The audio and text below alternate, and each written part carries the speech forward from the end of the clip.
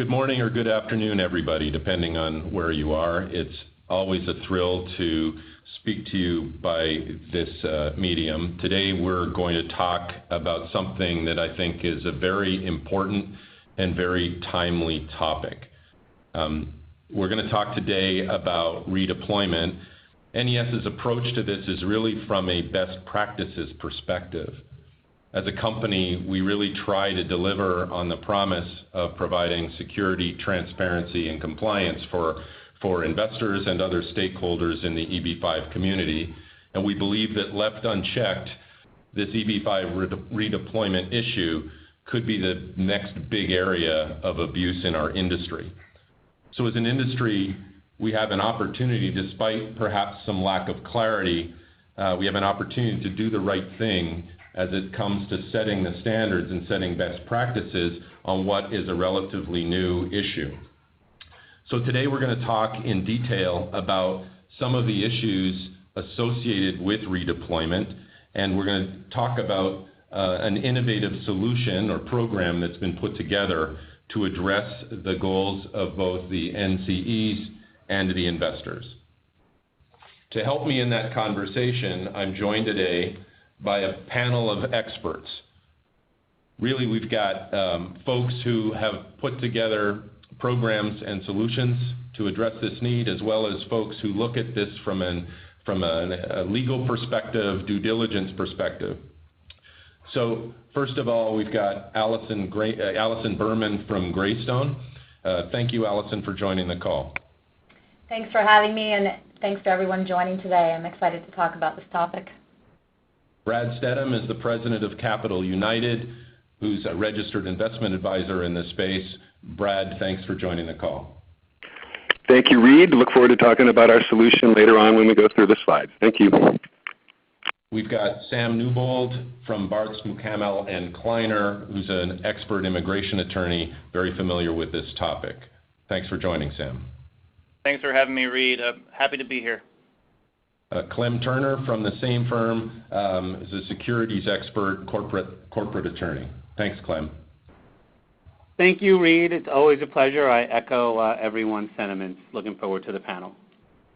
I'm really excited to have Rupi Chima here from EB-5 Diligence. Their firm did a webinar recently on this topic as well. And so Rupi's very familiar with the topic. Rupi, thanks for taking the time to join the call. Thank you, Reed. Thank you for inviting me. You're welcome. And last but not least, we've got Joe Barnett from Wolfsdorf's law firm, one of the leading immigration firms in the space. Joe, thanks for the time today. Thank you, Reed. Look forward to being on this panel with such distinguished speakers. You're welcome. Thank you. We put together, I think, a very exciting agenda for you today. We wanted to talk about some of the emerging challenges and opportunities with respect to redeployment, talk in some depth about compliance considerations, because there is a lot of debate about what meets the compliance standards. So we're going to look at that from a due diligence perspective, an immigration perspective, as well as a corporate securities perspective. Then Allison and Brad are going to talk about a program to address the needs for both investors and NCEs that we're all very excited about. And then at the end, there'll be an opportunity for some question and answers. To ask questions, please feel free to do so. You type them in the bottom chat window, and we will address them at the end. So please don't be shy with your questions. One of the most fun things about doing these webinars is that we have this ability to do different polls and surveys throughout. And so there's several of these that we've put together today to cover. And so as a start, we'd like to know what sort of grouping you represent on the call. So if you wouldn't mind, please go ahead and reply to the following, fill this out, and it'll give us a sense for what background or what type of firm you're representing. I always think that's so cool when we see the graphs move in real time. So as you can see, we've got a good cross-section of folks in the industry that mostly regional centers and developers who I would imagine are facing this issue near real time. lots of folks with expertise, service providers like NES, and a variety of other folks. So thank you for taking the time to do that. So first, a little bit about NES Financial, that those of you that may not be familiar with us, and then we'll talk specifically about redeployment. You know, we're Silicon Valley based. The idea behind the company was to use technology to make specialized types of financial transactions more transparent, more compliant, essentially protect stakeholders involved. We're involved with a number of types of these transactions. Many of them are real estate centric. On an annual basis, we process about $80 billion of funds through our systems. In EB5, we purpose-built a specific solution, initially starting with escrow administration, but today offer a full suite of services through the entire life cycle of the program, including ultimately the return of capital. Our market position continues to grow. We've been engaged on over 600 EB5 projects to date, which makes us the largest provider of these services in the marketplace, and that gives us, I think, a unique opportunity to take a look across the industry and look at some of these emerging trends and broader issues. So we hope to be helpful to the industry at large in that regard by sharing some of the emerging trends that we see and helping to focus the industry towards solutions to potentially emerging problems. Overall, in terms of our fund administration practice, we administer over $20 billion in funds of different types, and that's now well over 200 different partnerships. Our technology continues to be recognized for a number of various innovations, both within the EB5 community, but also more broadly as one of the fastest growing private companies in the country.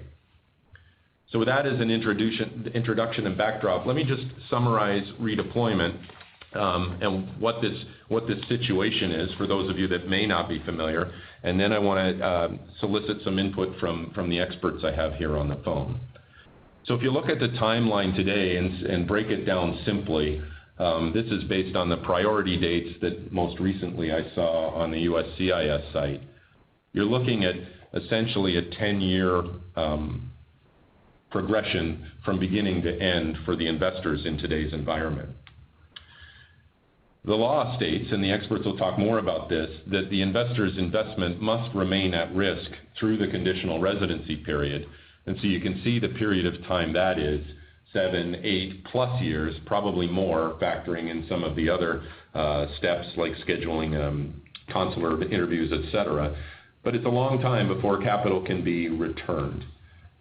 The EB5 loans, of which 87% of EB5 projects historically have been using the loan model, the vast majority of those loans are set up to be 5-year terms. Some have the ability to be extended in 1-year increments for once or twice. But at the end of the day, the loan term is less than what the sustained investment period is required to be, and that creates this gap that I've identified here as the redeployment phase. And so this is where the opportunity and potential challenges exist, is associated with that phase. And so specifically today, we're going to be talking about best practices in that area to deal with this emerging issue. So before I transition into that, I'd like to ask you to fill out the following. We're trying to get a gauge on whether you or someone you're working with, so if you're a law firm, do you have clients in this situation? If you could please respond to this, it'd be interesting to see, how this is emerging.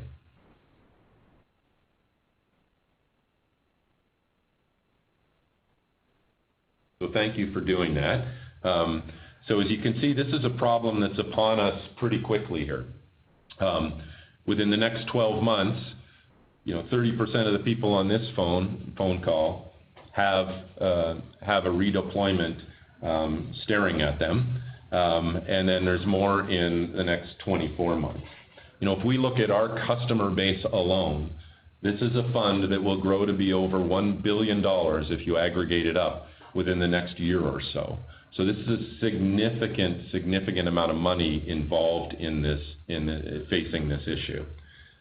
So I assembled today an expert panel of folks from within the ranks of our medallion partners. Our medallion program recognizes firms that we are comfortable with embrace best practices. So the firms listed above are firms that we're very comfortable understand the issues in the marketplace and are very focused on trying to do the right thing.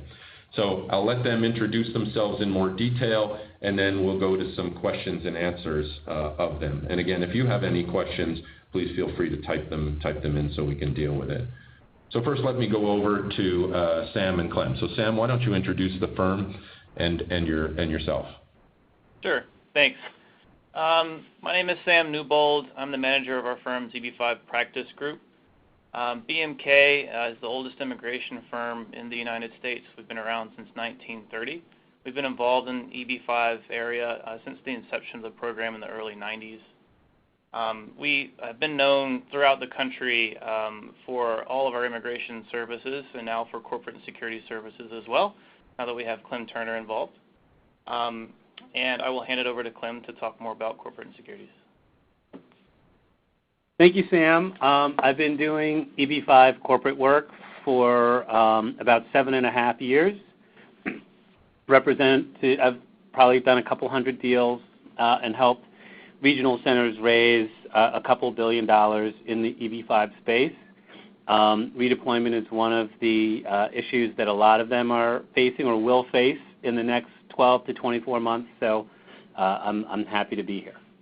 I'll hand it back to Reed to introduce. Thanks, guys. All right. Okay, thank you. So let's go to Joe. Maybe you could talk very quickly about your firm and your background. Sure. My name is Joseph Barnett. I'm an associate attorney at Wolfstorff Rosenthal. We have offices in Los Angeles and New York and Shanghai recently. We've been doing EB5 since 1993. That was when my boss, Bernie Wolfstorff, first did his first EB5 case. And we have filed thousands of investor-side applications in EB5 and helped hundreds and hundreds of families get green cards through EB5.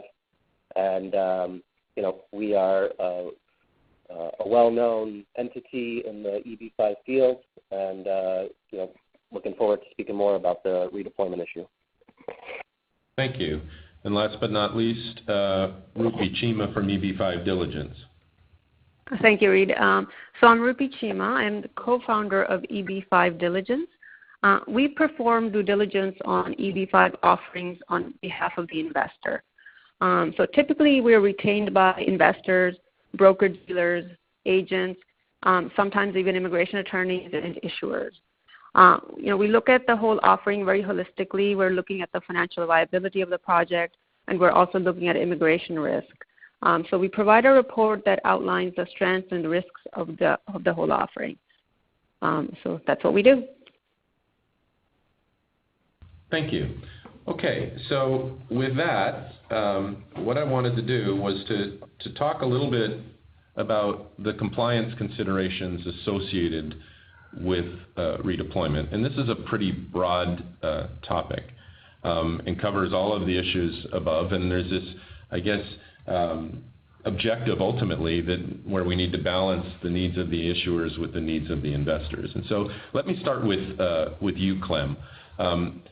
Let's focus on new projects. So for those who do not have this issue staring them in the face and maybe spinning up a new project, how do you recommend they set up their documents and their offering to incorporate the likelihood of redeployment occurring? Sure thing. So just to quickly set the table, the firms that are looking at this now in regional centers primarily authorized the use of the EB5 money for a single use, and assuming they had qualified counsel, they described that single project in what I would hope to be very good detail. The problem is, and what regional centers and EB5 issuers need to do today is in the event a redeployment is necessary, they haven't given themselves, the older regional centers and issuers haven't given themselves the ability to redeploy that money without getting some form of corporate approval or taking a risk that I can discuss shortly. To answer your question, new projects that are coming into the market now should build in the authority to reinvest the capital if and when it's necessary in order to preserve the immigration intent of the investors. I believe going and getting approvals amongst a large number of EB-5 investors that can be spread all over the country, which you may or may not have valid contact information for, could be very difficult.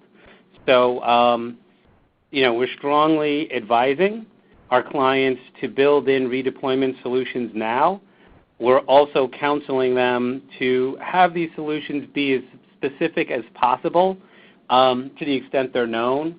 So to the extent there are options out there, now would be a very good time to familiarize yourself with those options, and to the extent you even want to pick one now, that's very beneficial because the more specific you are in authorizing yourself to do actions, the less liability or risk you'll face for making a decision in the future which could be seen as either a breach of your fiduciary duty if you don't have the right to do that, or perhaps an ultra vires corporate action, which means you've taken an action that's outside,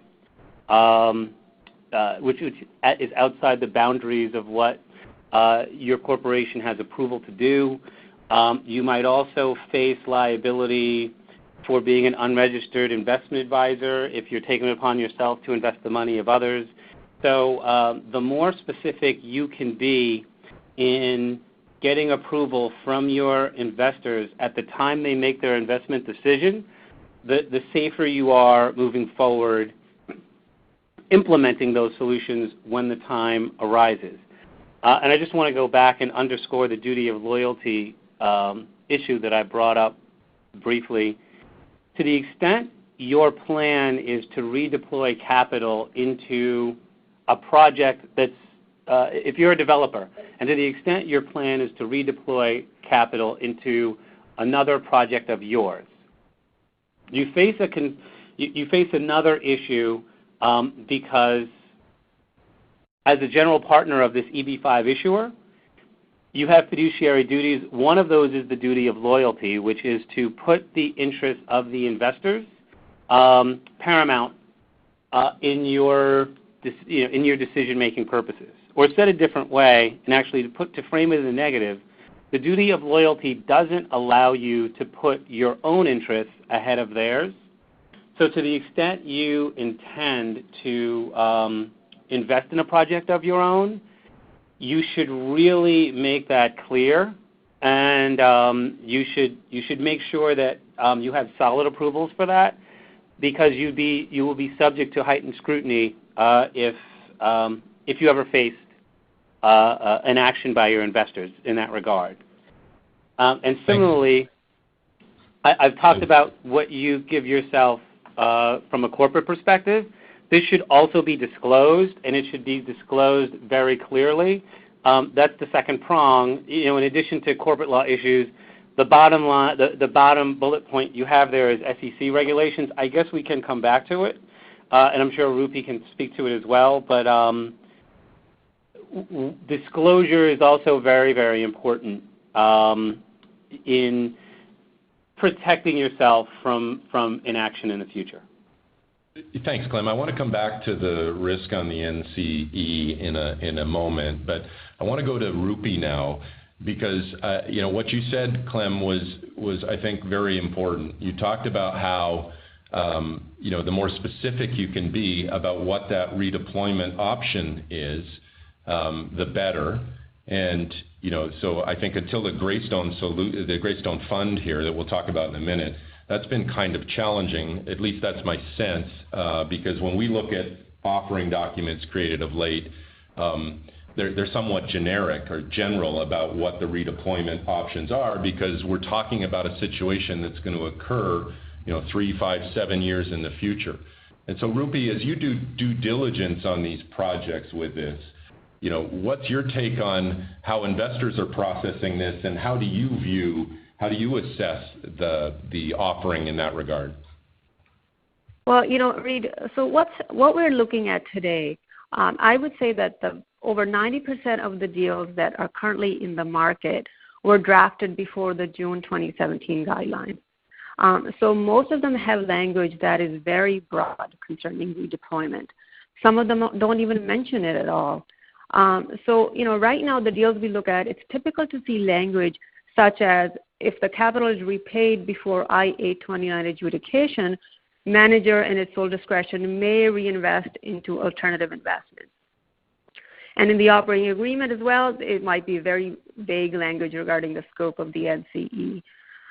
So, when you're evaluating a deal, so it's very hard to know what's going to fit into this scope of the NCE.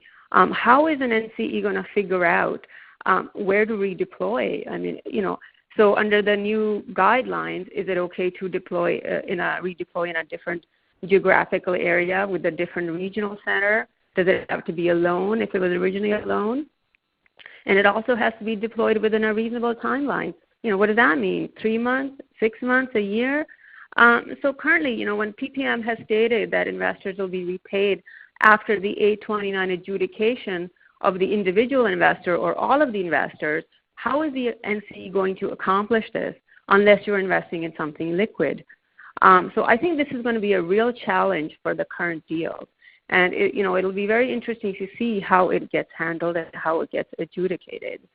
As far as investors are concerned, the broad language is not very reassuring with regard to getting your funds back in a reasonable timeline. Some deals are providing for investor consent. Some require majority approval, or some even require supermajority approval. So, this poses a logistical nightmare when all investors' interests are not aligned. So, those are some of the things that we're looking at. So if an investor has to consent and you're only giving them one choice of reinvestment, it's sort of a false choice because you're asking them to pick between getting their green card or protecting their investment. So I would say it's currently very difficult to evaluate the entire risk of the EB-5 investment when you know that the funds ultimately are going to be deployed in a project that you know nothing about today. Thank you. Yeah, and you raise a good point. There's not just yourself trying to do the evaluation from a due diligence perspective. There's the investor's point of view, which I'll come back to in a second.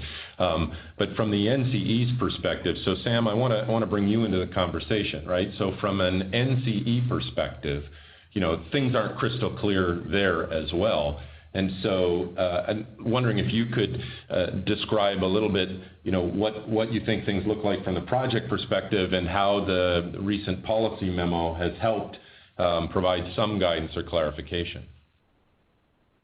Sure.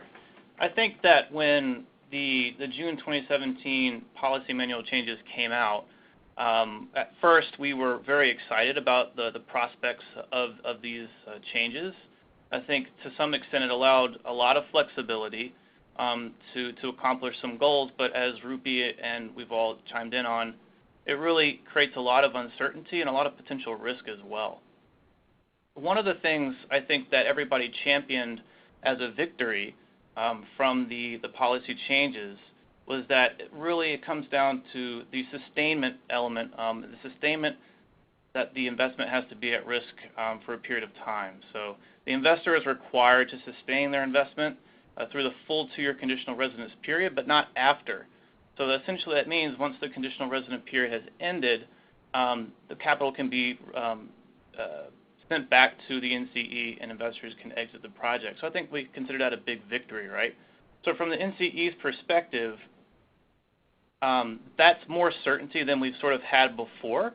I know a lot of immigration practitioners around the country have written blogs and articles about that and feel sort of vindicated at this point that that's the way it should have been all along, but we were sort of riding that wave of uncertainty that we had to keep the investments at risk throughout the 829 adjudication period until the investors can be repaid. So I think that for the most part, that part of what came out of the policy changes was very positive and has been received very positively as well.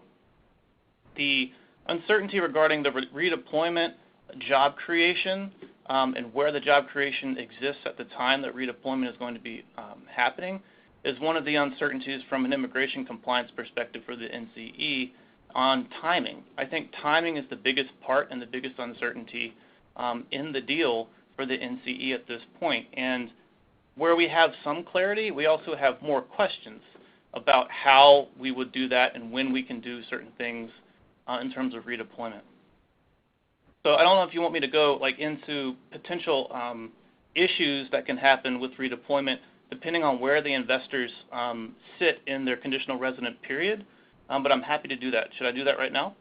Well, let's come back to that. I want to. That's an important topic. But I want to. You sort of started to talk about investors, and so I want to go to you, Joe, and ask you. You mentioned in your introduction that your firm has worked with thousands of investors, and from that side. So I thought it might be interesting to ask you. Do investors understand this issue, and how are they processing it, and what are their views on redeployment? Well, when the news about that conditional permanent residency and needing to keep your funds to be at risk and sustained only until the time that your 829 is filed, I think that was met with a lot of smiles because they could get their money back supposedly a little bit sooner. The concern that I have sort of been telling is that, one, it's governed under the corporate documents, whether it's a loan agreement or operating agreement, on when, the funds can really be returned. But to me, the biggest issue I see is when we have projects that have both investors from both mainland China and from other countries as well, because that 829 date is dependent on when you enter, and when you enter is dependent on when a visa is available. And for this, for Chinese mainland investors who are subject to this backlog that is, getting to, 7, 8, 9, 10 years, there really are two different timelines that NCEs have to really think about. When can we return money to those who are not from mainland China? And when can we return money from those, or for those who are from mainland China? And so that, to me, kind of gets to Rupi's point of needing something that is sufficiently liquid so that the NCE can, get the money back to the investors at a reasonable point based on their own immigration timelines. That to me seems to be the most troubling aspect. Right. And with regards to, redeployment that occurs before an investor obtains conditional residency, so I'm thinking about those mainland Chinese investors who are stuck in that visa backlog, in the guidance that they put on the online manual, they say that deployment of capital that occurs before they obtain that conditional residency must be adequately described in the Form I-526 record.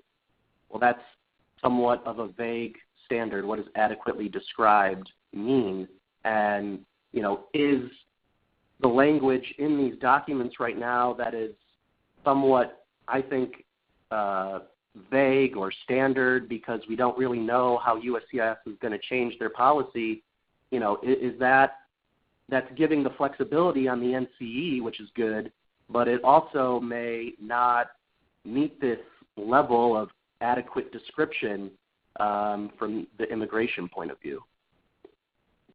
Great, thank you. So that sort of sets up where I think you were going, Sam, with respect to timing and different investors. So I think maybe now you could elaborate on that topic.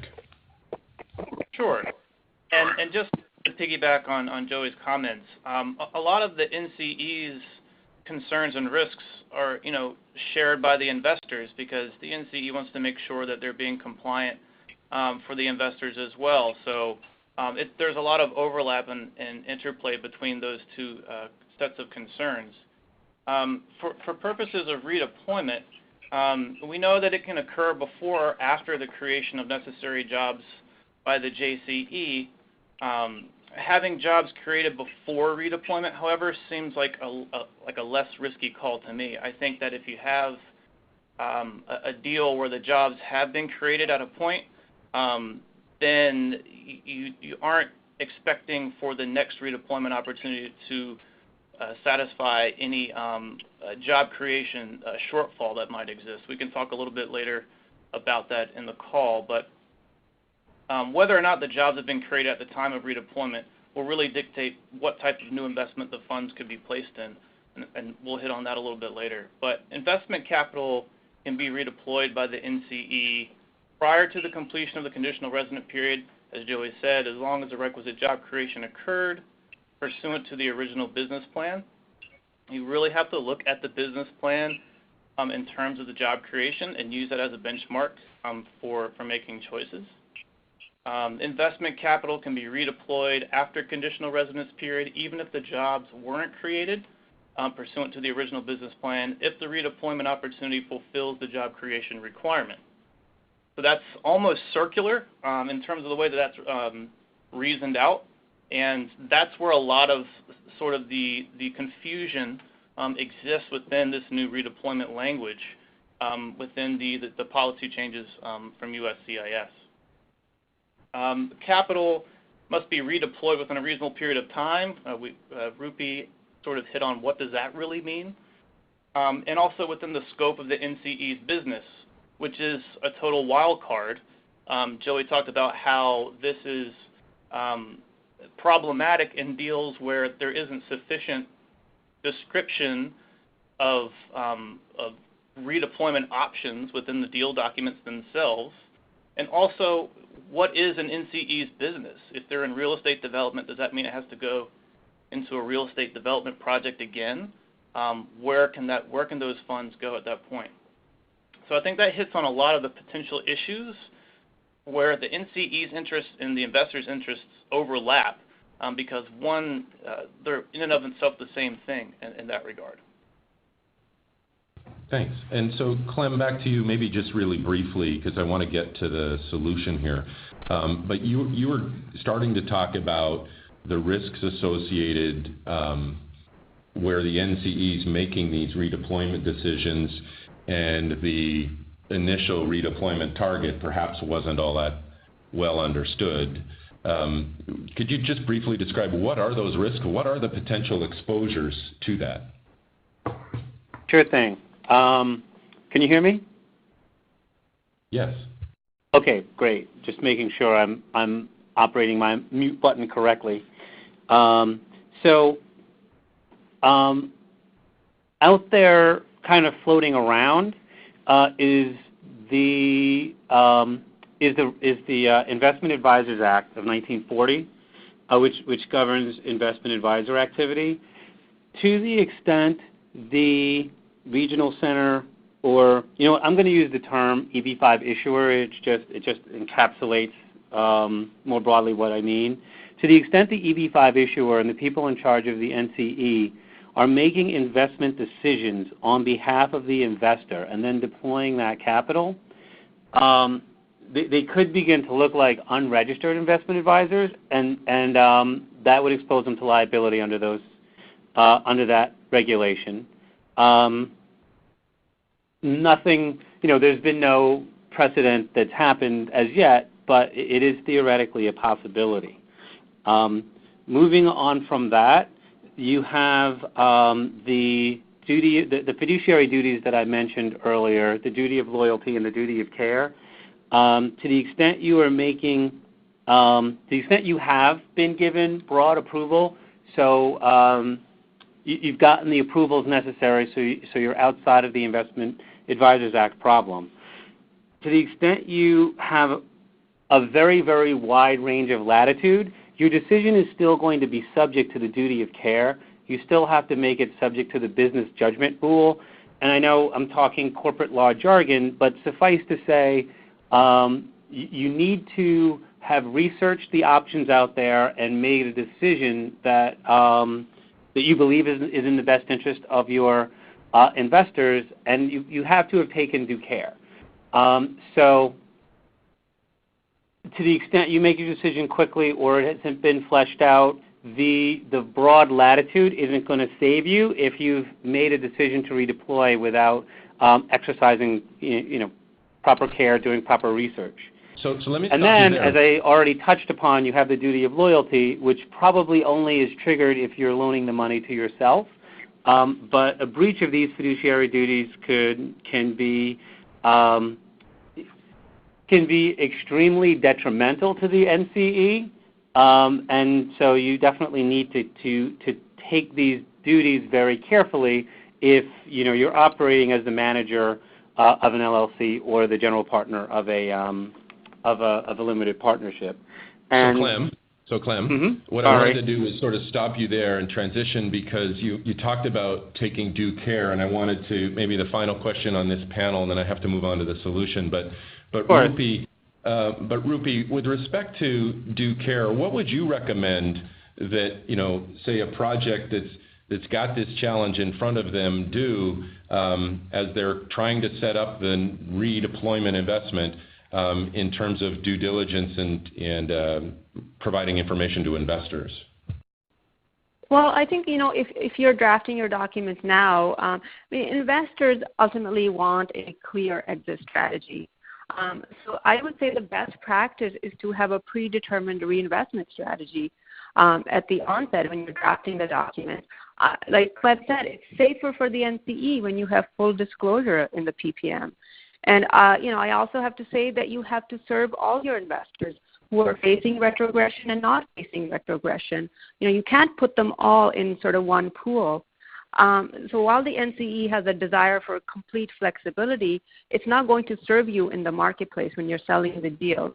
You'll compete with deals that have a very clear path of returning funds, and those will be the ones that are more attractive to investors. Thanks, Rupi. Okay, so we've talked a lot about the different issues and challenges. What I wanted to do was to transition and talk about the program that Cap United and Greystone have put together here. So Brad, let me turn it over to you, and maybe you could introduce your firm and then walk through the process and then hand it over to Allison. Absolutely. Thank you, Reed. Well, good afternoon, everyone. I'm Brad Stedham. I'm the president of Capital United. We are a registered investment advisor with the SEC, and my background is I have an extensive background in real estate development. I've consulted for BlackRock, the largest money manager in the world. And we also have an affiliate company called EB5 United that's raised over $370 million in EB5. So we have an innate understanding of the EB5 industry and this redeployment issue. And by being an EB5 NCE, we realized, over a year ago that the need for an RIA to come up with a redeployment solution for the entire industry, and that is what we have done. And we've been partnered exclusively with, we believe, the industry best practice for fund administration and escrow management with NES Financial and Greystone, and we'll get into the solution that we're going to discuss today. So our redeployment program is designed to offer an end-to-end solution, to satisfy USCIA's at-risk requirements, of course, but we need to protect all parties, and that includes the EB5 investor until the end of the completed sustainment period, and our client, which is the NCE. And so we've designed the solution to mitigate risks for our NCEs on claims of breach of fiduciary duty, violations of security laws, and legal liabilities. And we have, which I encourage everyone to take a look at when you have the time, at capunited.com, we have a white paper penned by three of the industry experts in securities law with Kathy DeBono Holmes and Ronnie Fieldstone, and in immigration law with Ron Klasko, really addressing this issue, and they've been our advisors and consultants in creating this solution for the past year. And I think our white paper that's downloadable from capunited.com, to the extent you haven't seen it, is helpful in understanding this. And for the investor protections, that, as my colleagues have been talking about, that's achieved through appropriate disclosures, due diligence, oversight, reporting. Liquidity is a key factor. Now, if you give these investors, your end LPs, a choice, they're probably not going to want to jump into a new development deal given the inherent risks in a new development deal and the lack of liquidity in being tied up in a ground-up new construction deal.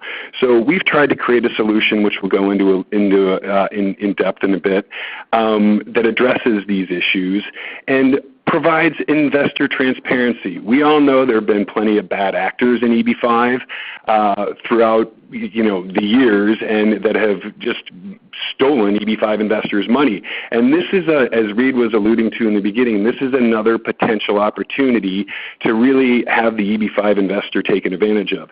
So transparency is key, and the solution we've designed in order to make sure every LP can track his capital through his own account, know where the capital is going, what interest is being received, and then be able to, in a timely manner, request it back after his sustainment period is over, and to get it back within 9 months.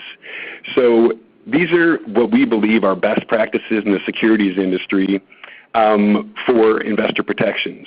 Now, we are, as I mentioned, a registered investment advisor with the SEC, and Greystone and NES are our partners. And we believe that this solution is applicable to almost every deal, every real estate deal. So we've gone in depth in talking to our counsel in terms of framing this, but investors can invest, NCEs can invest in multiple real estate loans, and that's the solution we're going to talk about today. For the investment options, all our redeployment options provide for quarterly distributions of profits to the extent they're available to the NCEs, and reinvestment of capital until the repayment of the capital to EB5 investors is permitted by USCIS. The transparent access I was mentioning earlier to provide the info for the reinvestment portfolio to the NCE and to the individual LP accounts, and third-party fund administration, oversight, someone else to look at this capital, making sure it's only going from one place, which is from when the JC returns it to the NCE, then it's monitored, it goes into a redeployment investment, and it stays there until the end of each investor's sustainment period when they can request it and get it back, goes back to the NCE, and then goes back to the investor. That type of oversight, we believe, is again, best practices for the industry, and a third party watching all this, even though I'm sure everyone on this call is not a bad actor and is not planning on doing anything bad with the EB5 investors' money, but it gives everyone safety and security, whether it's your network partners in China or the end investor, that through this long, drawn-out 10 to 12-year process while we wade through the backlog, they are being watched over by their fiduciary responsible, or the GP of their limited partnership, or the manager of the LLC that controls this investment. And next, I'd like to hand it over to Allison. Allison is our partner in this redeployment solution in what Greystone is offering to the market for redeployment. So, Allison? Thanks, Brad. This is Allison Berman. I'm the head and general counsel for Greystone EB5. Just to give you a little bit background on Greystone, for those of you not familiar, we're a private equity company that's been in business for just a little under 30 years. Our main business is lending. In 2016, we lent over $7.1 billion, and the majority of those loans are government agency loans. We also do CMBS, and then we do bridge lending, which is the basis for this redeployment fund. We have our own EB5 platform, which we started up about 2.5 years ago, and we started up because of the fact that Greystone is a lender. We're also a developer. We've developed and repositioned about $2 billion worth of real estate here in New York and in Florida. And we are currently developing about $1 billion, and we also have an advisory group. So our EB5 platform is run on the basis that, these, as Reed mentioned earlier, most of these EB5 projects are set up as loans. And we really believe that we know how to be a good lender, and we know how to underwrite a good and safe loan. When we started our platform about 2.5 years ago, retrogression was the buzzword at the time, and it was becoming a big issue. So we tried to think of a way to handle this issue going forward and how the funds would be redeployed after the 5-year loan was paid back. And at that point, we built a solution of our own into our own documents. And as the securities lawyers touched on, as Rupi mentioned, we tried to be as specific as possible. But in June, when USCIS came out with their policy memo, it became obvious that this was going to become an industry-wide issue. And at that point, we started to think of ways that we could bring our platform to the greater EB5 industry. As Brad and as as Rupi mentioned and as Clem mentioned, it became clear that you needed to have best practices here. It really is important to have a registered investment advisor so that the NCE is not making decisions on their own, and they're looking to what suits the EB5 investors. And we also decided it really made good sense to team up with NES for the fund administration so that the investors could continue to have the transparency that they've become used to. So getting to what our fund is and how we set it up and why we think it ticks a lot of the important aspects that everyone's touched on here today. Our fund is based on bridge lending. Greystone's been in the bridge lending business since 2004. We've done about $3 billion worth of bridge loans. All of our bridge loans, it's important to point out, are in performing and cash flowing properties. They're all underwritten to be taken out on our HUD or other agency platforms. So they're not construction projects. They're not really risky projects. Because we know that we're underwriting to the agency takeout, these are very secure bridge loans. The average term is about 20 months. During the time since we started the platform up in 2004, we've had 0.07% losses and 0 losses since 2011.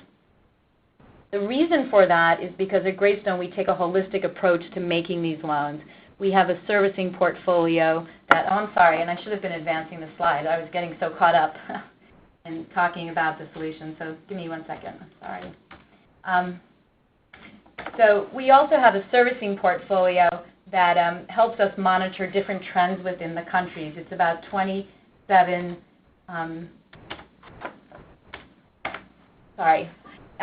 so our servicing portfolio helps us to monitor different trends in the country, and that's really how we view these loans. We know that we're taking them to an agency takeout so that they're going to be relatively safe.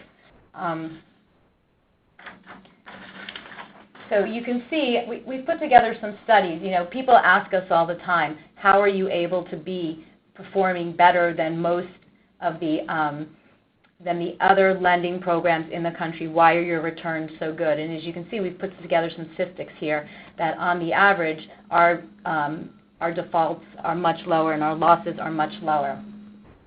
It's very important to us. Sorry, I'm having a problem advancing. So just to get to what the solution, because I know we're short on time here. So what the solution is going to provide for the NCEs and for the investors. It's going to have a 4% net return to the NCE. That's after fees are paid to NES and to Cap United. So depending upon what your agreements are with your distribution partners, that money can either come to the NCE, it can be paid, continue to pay the return to the investors, you can continue to pay a return to the distribution partners. It's really up to you. Greystone will take the first loss position. So as I mentioned, we've had very few losses, 0 since 2011, but we want the investors to be comfortable in this product, in these bridge loans that are all secured by real estate. So Greystone will take the first 10% loss position on each loan. The other thing that we've built into the solution, which has been a hot topic that we've talked about here, is liquidity. And the liquidity is key to each individual EB5 investor. So for instance, if you have investors from mainland China that may need to have their money out for 10 years versus investors from India or from Vietnam that don't, we will be able to pay back each of the EB5 individual investors by having the NCE notify us, which they can tell us up to 3 months before the date of the 2-year anniversary of the conditional residency, that an investor is getting ready and in a position to have their money back. And within 9 months of that notice, Greystone will return the money to that individual investor. So you're not going to be in the position where you're putting your money into a construction project that has to wait to be refinanced and everybody paid off at the same time. And we think that this is really the key to this program. We worked very hard after the June 2017 memo with Cap United and NES to come up with a very safe program and a program that would address the needs of the investors and the NCEs to make sure that we're giving the investors the liquidity that they're looking for. I apologize, I went through that quite quickly because I know we're running out of time. Brad, did you want to? Sure. I'll wrap. What happened? Sorry. What I wanted to do was maybe because you kind of finished on a good point, was I wanted to you were talking about what investors are looking for. So this one's kind of cool because what it's asking you to do is to gauge which ones of these, sort of in orders of importance. So go to the little arrows and click down and, rank these things as to what you think the investors' needs for redeployment are. What do they want? What's most important?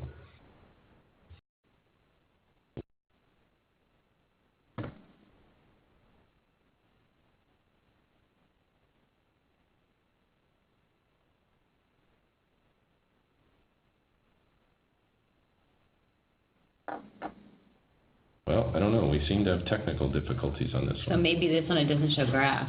Okay, sorry. I'm just going to close the poll. Didn't show graphs, sorry.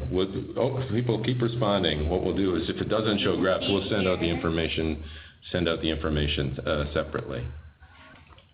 Actually, I don't know if you guys can see it, can't see it. So I'll tell you what it says. We see it on our screen. It says the return of capital is the most important, followed by liquidity, followed by transparency, then compliance and preservation. So that's the order. And what we'll do is, since this doesn't show a cool graph like the others, we'll send something around after to everybody who dialed into this call.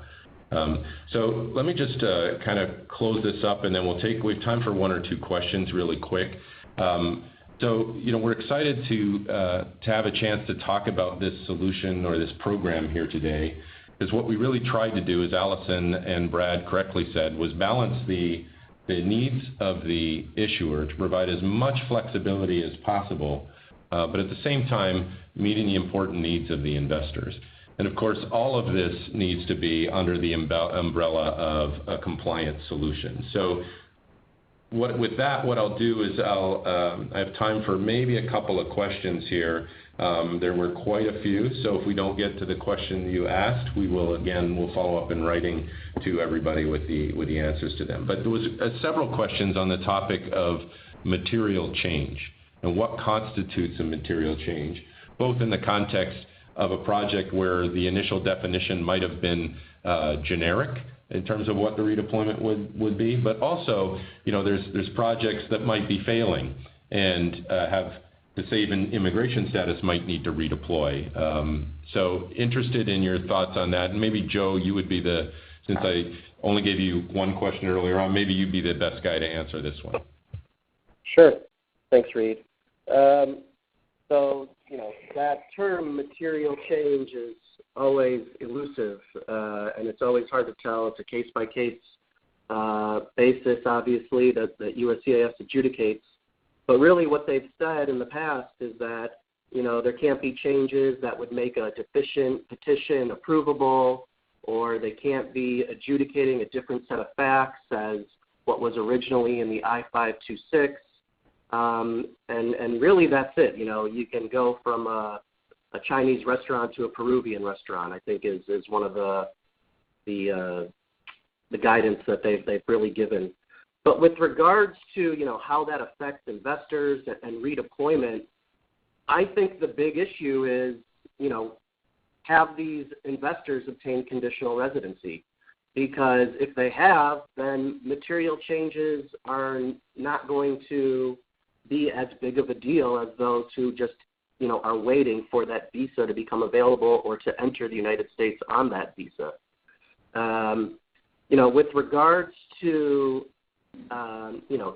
failed projects and changing regional centers, I think USCIS has said in the past that changing regional centers is a material change, and whether or not we agree with it, that's certainly, USCIS's point of view. The way that I think to kind of have the strongest argument about changing regional centers is you obviously want to go to a regional center that ideally would have a project, sponsoring a project in the same designated geographic area that has already been approved in their designated industries as well, and hopefully are even putting it in the same sort of project as the original JCE. But with regards to redeployment, I think of that as what happens after the money has been provided to the JCE, and now the JCE wants to give the money back to the NCE. In the situations where the NCE maybe never gave the money to the JCE because, for whatever reason, I don't really consider that a redeployment in EB-5 terms. I think of that as you are now going to be investing in a separate project. There's no redeployment because the money never necessarily went to the JCE. And in those situations, unfortunately, I think the NCE really has to consider, how this will affect those who have landed and may have 829s due, as opposed to those who are waiting to get their conditional green card. And I think there needs to be some mechanism, at the corporate side to make sure that the manager or the general partner can achieve the immigration goals for both of those sets of investors.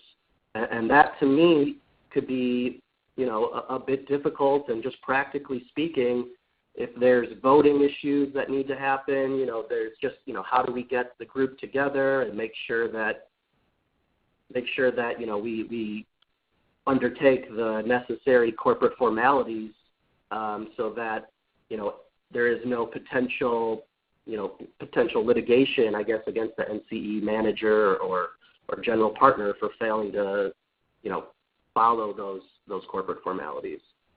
So I know that's not necessarily the clearest answer, but I think there are a lot of unanswered questions there with regards to, how this could work with changing it, especially for those who haven't obtained conditional residency yet.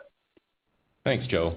So we're at the top of the hour, so I need to wrap it up. There's some additional questions so that we didn't have time to get to. So we'll follow up in writing as we always do, and I also will follow up with a cool graph of the results of that chart that we couldn't show you for technical reasons, but I think that's pretty telling. So thanks for your patience with that. In terms of next steps, there'll be a panel on this topic at IIUSA. I know we'll have a booth set up.